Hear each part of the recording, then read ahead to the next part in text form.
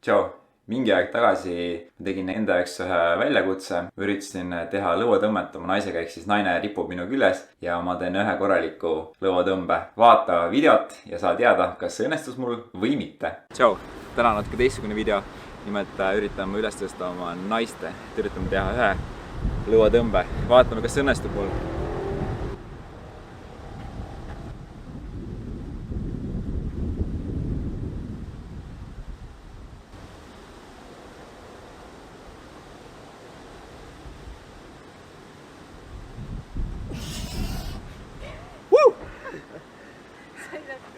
Jaa, minu arust õnnestus.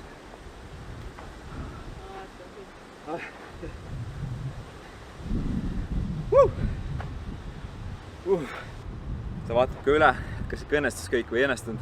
Ootame tulemust.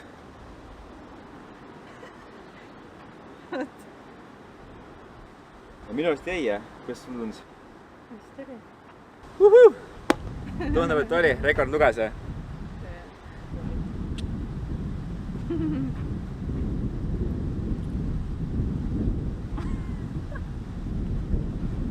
Nagu sa videos nägid, siis ma olin nii õnnelik, yes, kallis, me tegime seda, Aga siis, kui ma hakkasin arvutis videot kokku panema, monteerima sinu jaoks, siis ma tegelikult pidin natuke tõele aru andma, et kurat ei tea, ma natukene jalgadega aitasin kaasa.